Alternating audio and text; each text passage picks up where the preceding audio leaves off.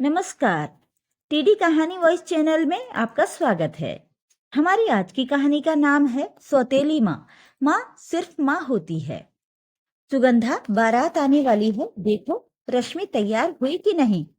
सुभाष ने सुगंधा को आवाज लगाते हुए कहा।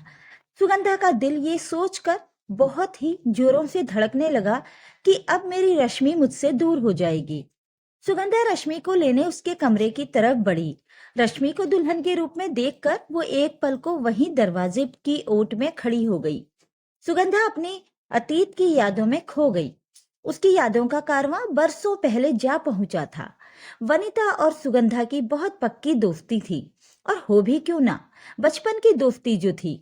जिस शाम सुगंधा की एंगेजमेंट थी, उसी शाम जब वनिता सुगंधा के घर अपने पति सुभाष के साथ आ रही थी, तभी उनकी गाड़ी का बहुत ही भयानक एक्सीडेंट हो गया, जिसमें वनिता चल बसी और पीछे छोड़ गई अपनी हंसती खेलती दुनिया। वनिता के 2 बच्चे थे, कार्तिक और रश्मि। दोनों बहुत ही छोटे थे। अब दोनों बच्चों को पालने की समस्या खड़ी हो गई। वनिता की मौत के बाद परिवार वालों ने सुभाष के ऊपर दूसरी शादी का दबाव डालना शुरू कर दिया। सुभाष की माँ कहती, बेटा 2-2 छोटे बच्चों के काम कर पाना मेरे बस की बात नहीं, तू दूसरी शादी कर ले बेटा। जब सुगंधा को इस बात का पता चला तो उसने बिना आनाकानी किए सुभाष से शादी के लिए हामी भर दी थी, क्योंकि वनिता की असमय मौत के बाद उसे सबसे अधिक चिंता उनके दोनों बच्चों रश्मि और कार्तिक के भविष्य की थी। नई नई दुल्हन बनकर आई थी सुगंधा। अचानक ही उसकी जिंदगी में सब कुछ बदल गया था। जिस शख्स को अब तक अपनी दोस्त के पति के रूप में देखती आई थी, वो अब उसी की पत्नी बन चुकी थी। क्योंकि बच्चे बहुत ही छोटे थे और पहले से ही सुगंधा से घुले मिले थे, तो उन्होंने भी उसे अपनी माँ के रूप में आसानी से स्वीकार कर लिया।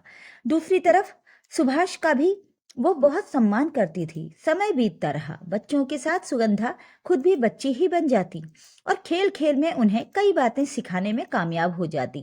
लेकिन इतना कुछ करने पर भी बात बात पर उसे सौतेली माँ का तमगा पहना दिया जाता। अगर बच्चे को चोट लग जाए तो पड़ोसी कहते, बेचारे बिन माँ के बच्चे हैं, सौतेली माँ कहाँ इतना ख्याल रखती होगी। इस तरह के ताने सुनने की आदी हो चुकी थी सुगंधा। लेकिन सबसे ज्यादा तकलीफ तब होती जब अपना ही कोई इस दर्द को और बढ़ा देता, चाहे बच्चों का जन्मदिन हो या कोई अचीवमेंट। हर बार घर के करीबी रिश्तेदार ये कहने से पीछे नहीं हटते थे कि आज इनकी अपनी माँ जिंदा होती तो कितने खुश होती। अचानक सुगंधा ने अपने अतीत से बाहर आकर महसूस किया कि रश्मि ने आकर पीछे से उसकी आंखों को अपने हाथ से ढक लिया है। सुगंधा ने बिना उसके कहे पहचान लिया कि वो रश्मि है। उसने कहा, तैयार हो गई मेरी राजकुमारी? माँ, तुम्हें कैसे पता चला कि ये मैं हूँ? रश्मि ने हैरान होकर पूछा। बेटा, तुम्हारी खुशबू मैं अच्छी तरह से पहचानती हूँ। तुम्हारा एहसास, तुम्हारा स्पर्श, सब कुछ मुझसे बेहतर कौन समझ सकता है। आखिर माँ हूं मैं तुम्हारी। सुगंधा ने रश्मि का हाथ थामकर कहा। क्या हुआ माँ, तुम कुछ परेशान लग रही हो, कोई बात है क्या? किसी ने कुछ कहा? रश्मि ने सुगंधा के गले लगकर पूछा। सुगंधा ने आंखों में आंसू भरकर कहा, रश्मि, मैं सही हूं ना? मेरी परवरिश में तुम्हें कोई कमी तो नहीं लगी?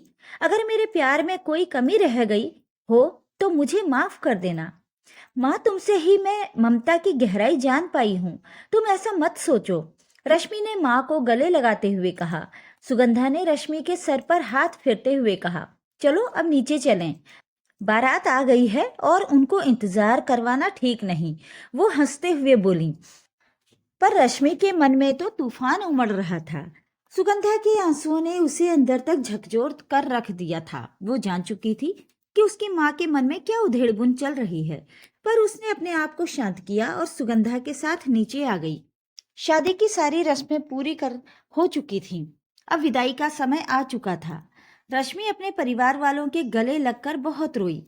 फिर जब वो अपनी माँ के गले लगी, तभी पीछे से किसी ने कहा, आज अगर रश्मि की सगी माँ जिंदा होती तो वो बहुत खुश होती। बस फिर क्या था, रश्मि तो जैसे इसी मौके की इंतजार में थी। उसने कहा, ये क्या सगी माँ लगा रखा है? हमने जब से होश संभाला इन्हीं को ही देखा, इन्हीं को ही पाया। हर कदम पर साए की तरह इन्होंने ही जिंदगी की धूप से हमें बचाया। अपनी नींदें कुर्बान करके हमें रात भर थपकी देकर सुलाया। फिर भी हर खुशी के मौके पर यहाँ आंसू बहाए जाते हैं कि आज हमारी सगी माँ होती तो ऐसा होता वैसा होता।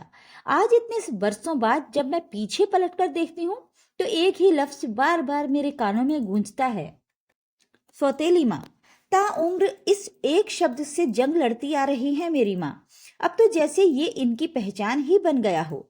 हर बार अग्नि परीक्षा, हर बात पर अपनी ममता साबित करना, जैसे कोई अपराधी हो ये।